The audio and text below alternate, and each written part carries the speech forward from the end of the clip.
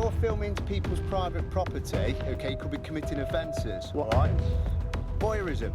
Committing antisocial behaviour, you can stay there now. Behaviour? Telling me to get lost, filming like that, and you're alarming members of the public. Under Filming Section like 50, what? What filming have you under seen Section 50, the Police Reform Act What filming have you seen me 2002, do? I'm required to give me your name and address. What are you going to do with those details? If you don't give it me, I'm going to arrest you under that act. Welcome back to Operation Audit, the channel dedicated to exposing police misconduct and promoting accountability wherever public officials overstep their authority. Today's footage comes from Colin Johnson, and you'll find a link to their channel in the description below. What begins as a straightforward case of someone filming in public quickly turns into a mix of intimidation, unfounded accusations, and attempts to pressure the person into backing down. Yet through it all, the auditor remains composed and precise, calmly turning the tables on the officers involved. Let's get straight into the footage because things move fast from here. I'm not your mate. Because that's what you're filming for. No. Huh? No, you can't. I'm just talking to you. You're That's not. what you're filming these buildings for. You're not just talking to me. I don't want to talk to you. Okay. Well, why are you filming in this public place? You've just answered your own question. See you later. Well, not really, because I'm talking to you, aren't I? You're not talking to me because I'm not talking to you. Okay, I just want to know why you're filming this property here, because this bit's not public, is it? It's private. So why are you filming it? Do you mind getting away from me? Hey? Do you mind getting away from me? You've got plenty of space to move around. Yeah, and you're the one with guns and weapons all over you. Okay, Get well, away. I'm just talking to you, aren't I? You're not talking to me, I've told Okay, you. well, just be careful what you're filming, mate, all right? What do you mean by that? Because that's private property. So what? So if you're filming into people's private property, okay, you could be committing offences. What all right? offence? Voyeurism. If you're filming into someone's private property, I don't think it's funny, because you're alarming people in this area, aren't you? There's members of the public that are getting quite alarmed by your filming. Don't make anything up here. I'm not making anything up. There's members of the public getting alarmed by your filming. You're filming in a public place at other people's property. So they're getting quite concerned about it. And so it's, maybe not, asking you it's not against the law. I haven't broken any laws. I've Now, only once asked you a again, question, get lost. haven't I? Don't tell me to get lost. All right? I'm in a public place. You don't speak to me like that. Okay? So if you're going to speak to me like that, that'll be classed as antisocial behaviour, won't it? Right, there's no good outcome of me talking Okay. to you, so I'm not going to be talking Well, to you. I'm talking to you. So now you're committing antisocial behaviour. I want your name and address. You can film me, mate. You've committed antisocial behaviour. You can How's that stay there now. antisocial behaviour? Telling me to get lost, filming like that, and you're alarming members of the public. Under Filming Section like 50, what? What filming have you under seen me- Section 50, the Police Reform Act What filming have you seen me 2002, do? are required to give me your name and address. What film have you seen? What Under film have you Section seen me do? 50, under Section 50 of the Police Reform Act 2002, I'm requiring you to give me your name and address. If For you what refuse purpose? to do so, For what purpose? I've just told you. What do you if you want my refuse to details do for? so, because you're committing antisocial behaviour in public, mate. All right, telling police officers to get lost, you're committing antisocial behaviour I in don't public. like your approach to me. Okay, I'm only talking to you. You're not. I don't want to talk to you. I've And told I'm you. recording you as much as you are me, okay? what? I don't so I'm care about asking that. you to give me your name and address under Section 50 of the Police Reform Act 2002. what are you going to do with those if details? If you don't give it me, I'm going to arrest you under that act. All right, Do you and if understand? under the threat of arrest, my name's Matt Williams. I'm not threatening you with arrest, I'm You explaining just it threatened to me you. with arrest. It's not a threat, let me explain it to So you. take my details. Okay, name and address then, mate, yeah? Matt Williams. What we just watched is a textbook example of an officer overstepping their authority. He kept trying to restart a conversation that had already been shut down, treated someone lawfully filming as if they were doing something suspicious, and then attempted to reframe simple frustration as antisocial behavior. Through it all, the auditor stayed focused, repeatedly asking exactly which offense he was supposed to have committed, which forced the officer's approach into full view. Pay attention to the pattern here. He kept restating the same request in different words, banking on the idea that repetition alone would make it sound official. When that didn't work, he reached for heavier terms like voyeurism, antisocial behavior, and even the threat of arrest. But the auditor's simple, repeated question, "What offense am I supposed to have committed?" It cut straight through the noise and brought the conversation back to actual evidence. And that's when the bluff started to fall apart.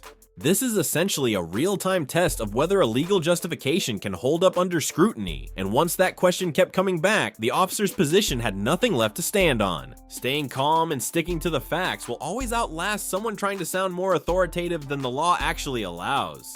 Once you understand what's supposed to trigger a police demand in the first place, that kind of pressure stops feeling intimidating. Learn what the legal threshold actually is, ask for it directly, and make them explain their reasoning before you do anything else. So, would you have handed over your details in this situation, or would you have kept asking what offense was actually being alleged before going along with anything?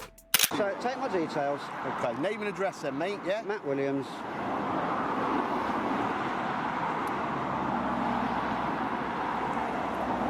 Is it Matt or Matthew? Matthew. 1 T or 2? 2. Williams.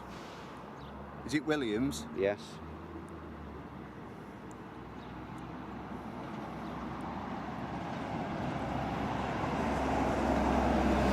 How can you regard me taking a video from a public street as antisocial behaviour? When I've tried to speak to you, you've told me to get lost. I've told you multiple times I didn't want to talk to you. You keep pointing your camera, alarming members of the public. There's people over there looking at you, and you're filming people, so you're causing harassment. Are you saying they're alarmed? Okay. Are those people alarmed? So you are causing harassment. Are you seriously telling me those people are alarmed? You can film me all you like, mate. Are you seriously telling me those people over there are alarmed?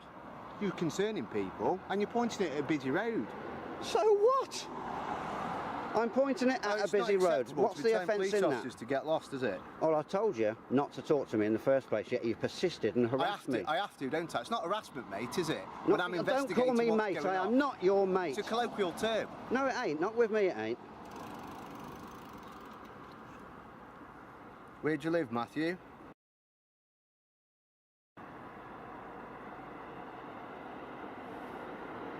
Do you have any identification on you? No.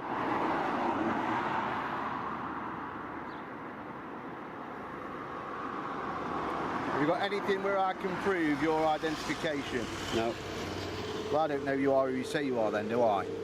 So how can I clarify you are who you say you are?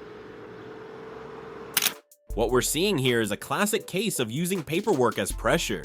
The officer shifted from claiming the person filming had caused alarm to demanding his name, address, and other personal details, essentially trying to turn a perfectly lawful filming situation into something resembling a formal investigation. But the auditor didn't budge, questioned the reasoning behind the request, and refused to hand over information the officer hadn't earned the right to ask for. Notice how the scope of the accusation kept expanding. It started with antisocial behavior, moved to causing public alarm, and then became about confirming identity.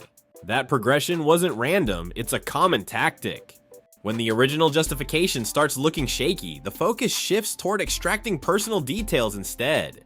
But because the auditor kept coming back to one simple question, what offense am I supposed to have committed? Thus, the balance of power never fully tipped in the officer's favor. In fact, the moment that question was asked, the dynamic shifted entirely. That's the point where the officer is no longer accusing, he's being asked to justify. Holding your ground while staying informed about the law is what creates real leverage in these situations. When you push authority to explain itself, shaky accusations tend to fall apart on their own. Know your rights, remain composed, and never offer more information than the law actually requires. So, would you have given out your date of birth in this situation, or would you have kept pressing until the officer could name a genuine offense? How can I clarify that if you've got no ID on you? You've not got a bank card or anything like that? I'm not obliged to carry any ID, am I? No, you're not, but I need to confirm you are who you say you are. Well, I've just told you who I am. What's come up on your computer there? On my computer, lots and lots of Matthew Williams. At my address? Not at your address, at lots of different addresses. I can't find one at your address right now because it's come up with lots and lots of different ones. If you give me a date of birth, I might be able to find you a bit quicker. 68. Let's do it that way, shall we? What is it? 68. You've made up an absolute load of rubbish here. I haven't, mate. It's all recorded. Me, video recording on a street, filming that interesting building over there is not antisocial behaviour. It is the way you've spoken to me, though, isn't it? All I've done is approach you, and that's why you're filming. What, and you don't like being told to get lost after I've told you loads of times I don't want to talk to you? What station are you out of? Me, I work at Cotton Lane Police Station on response. 1968? Yeah. Okay, mate, let's have a look. No, don't call me mate. Okay, you just called me mate a minute ago. You said you don't like that term, but you've just used it. When did I call you mate? Just now. Just now, when you pointed down there, you called me mate. So it's kind of contradictory, isn't it? Well, don't call me mate.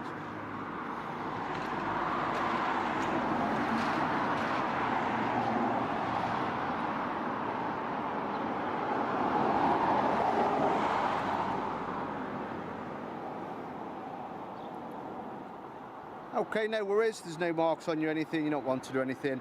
All I'd ask is just be, you know, when people are driving traffic around on a busy road and that's actually a private building, just be careful where you're filming. If you want to film in public, that's fine, okay? But pointing your camera into a private building... No, it's obviously not fine, because you come sticking your nose into what I'm doing. You're being rude again, aren't you? There's no need to be rude, I'm only talking to you. Well, you don't need to tell me. Stop getting all aggressive then. You're on my camera. camera. Aggressive? I'm not aggressive. Clenching your teeth, clenching your teeth and speaking aggressively. You're making absolute rubbish up now. It's all recorded, mate. You're making rubbish up. All I'm doing is giving you some advice, Matthew, okay? Well, just be careful where you're pointing the camera. I don't want your advice. I don't need your advice. I'm quite sure if someone's pointing a camera in your house, you wouldn't like it. So just be careful where you're pointing that camera, okay? Don't go filming people's private property.